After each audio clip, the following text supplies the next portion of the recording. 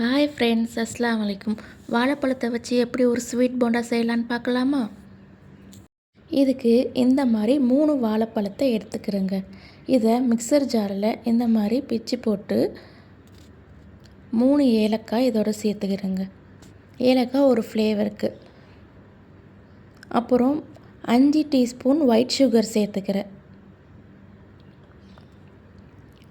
4 spoon brown sugar சேர்த்துக்கிறேன்.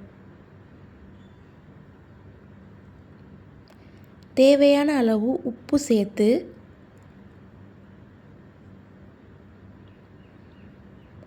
ஒரு pinch அளவு சோடாப்பூ சேர்த்து இப்போது 1/2 கப் அளவு மைதா மாவு சேர்த்துக்கிறேன்னு சேர்த்து இந்த மாதிரி நல்லா கிரைண்ட் பண்ணி ஒரு பேஸ்ட்டாக எடுத்து வச்சுக்கிறேன்னு. நம்ம இந்த பேஸ்ட்டை ஸ்பூனில் தூக்குனா இப்படி கீழே விழுவணும். இப்போது இது கரெக்டான கன்சிஸ்டன்சி. இப்போ இதை ஒரு பவுலில் மாற்றி அரை மணி நேரம் ஊற வச்சுருங்க.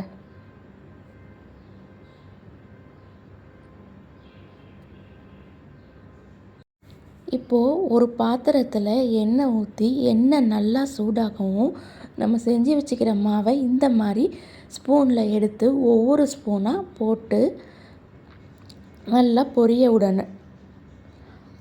ஒரு பக்கம் நல்லா ப்ரௌன் ஆகினதுக்கப்புறம் இன்னொரு பக்கமும் நல்லா பெரட்டி போட்டு நல்லா மொறுன்னு வரவும் நம்ம பிளேட்டில் எடுத்து சர்வ் பண்ண வேண்டியது தான். இப்போது சுட சுட நல்ல இனிப்பு போண்டா ரெடி ஆயிடுச்சு.